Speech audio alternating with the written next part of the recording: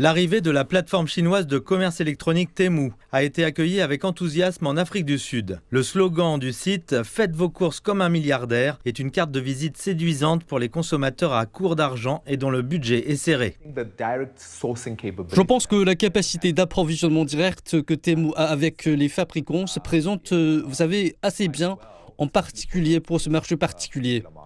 Je pense qu'il y a beaucoup d'enthousiasme parce que, compte tenu de l'économie et de la situation en Afrique du Sud, les gens sont à la recherche de bonnes affaires. Et je pense que c'est l'occasion pour les gens de faire des économies. Temu fait son entrée sur un marché du commerce électronique robuste qui a prospéré depuis la pandémie de Covid-19. La plateforme a l'avantage de proposer des produits bon marché et une livraison gratuite face à des acteurs bien implantés tels que Takealot, Superbalist et même sa compatriote chinoise Shein.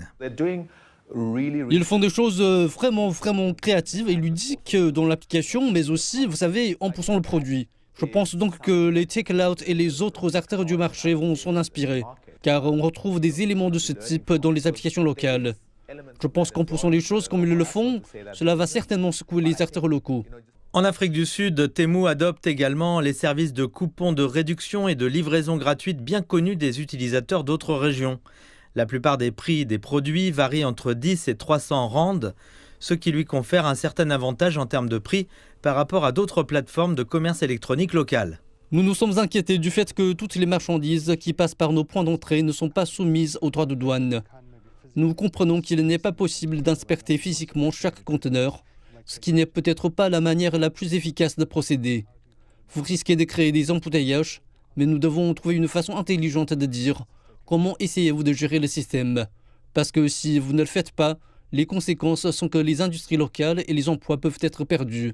L'État peut perdre de l'argent et cela va être une crise. L'industrie sud-africaine de l'habillement et du textile a beaucoup souffert au début des années 90 de l'augmentation des importations. Et un plan de redressement a été mis en place, mais il pourrait ne pas suffire à concurrencer les acteurs du commerce électronique plus branchés et moins chers.